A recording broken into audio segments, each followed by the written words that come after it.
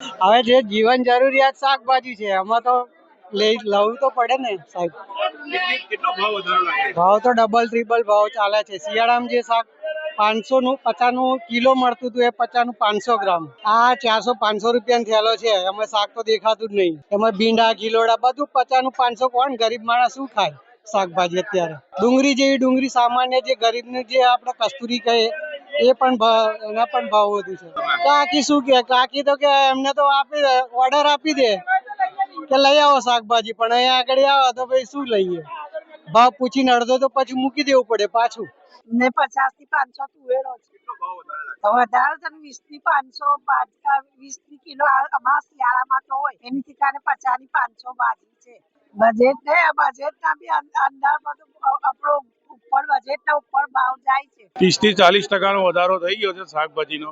વરસાદના મોસમમાં માલ બધો ધોવાઈ ગયો છે, એના કારણે માલ અત્યારે ઓછો થઈ ગયો વરસાદના કારણે. એ પાક બગડી ગયો. બધી વસ્તુના ભાવ મોંઘા છે. તુવેર, પાપડી, વટાણા ગયા વર્ષે ને 15 દાડા પહેલા 60 રૂપિયા કિલો હતી, અત્યારે 100 રૂપિયા કિલો છે.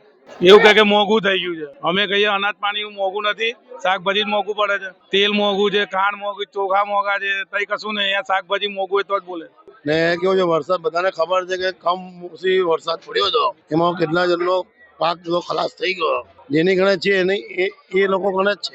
એટલે આ ભાવ બધો જે કે તમે ઇન્ટરવ્યુ લેવા આવ્યા છો, પણ ઇન્ટરવ્યુ ની અંદર એવું કહું છું કે જે કઈ ભાવ છે તે માલ ઓછો છે એનો બધો ભાવ છે. એક તમારે 15-20 દિવસ વાર જોવી પડશે, પછી માલની આવક વધી જશે, પછી તમને ભાવ ઓછો થઈ જશે. 20-30% વધારે થયો છે. બધા જ ફ્રૂટમાં વધારે છે ભાવ. સફરજન, પછી આ કીવી, પપૈયા, સંતરા, સીતાફળ એમાં વધારે છે. ચીકુ એમાં વધારે છે. સંતરા, નારંગી વધારે છે.